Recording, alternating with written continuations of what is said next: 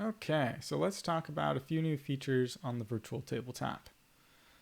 First things first, I'll talk about the new slash commands in the chat window. So if you want to roll some dice, you can do as so. Select the number of dice you want. Maybe I'll roll 3d20s and I'll add a modifier, +6 if I need that. It'll appear in your chat window here, tell you all the rolls, and give you the total. It's a nice little feature. If you need to know more about it, you can go here in the question mark help menu and see how to do just that. Okay, the other thing you might want to do is change the position of a token on its layer by moving it to the top. So let's say we need to layer some tokens, but we need one particularly on top.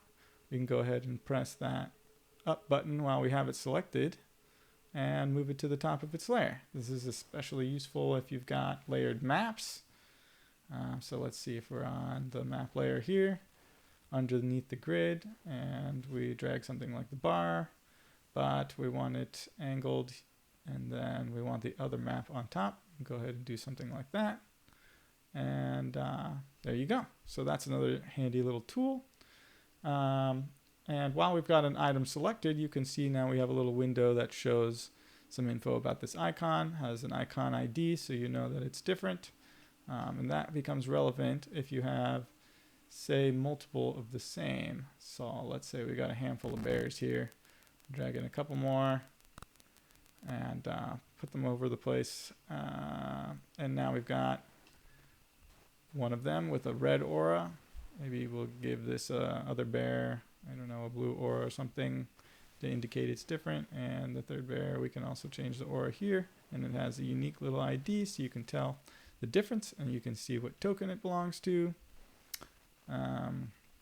Likewise, for your image itself, if you need to take notes about this image, say it's a monster and you need some monster stat notes, you can write them in the notes for that image, or you can create a record directly. So say this bear image doesn't have a record yet, I can go ahead and create one or add it to an existing record, as a record can hold multiple images. But let's say we'll just create one for this bear here. Now the bear has a record. We can view that if we need to. We can edit it as much as we like. And also, if that is a publicly available record, which we can go ahead and add. Let's see here. We'll make that public. Then, while we're on our table, go ahead and refresh.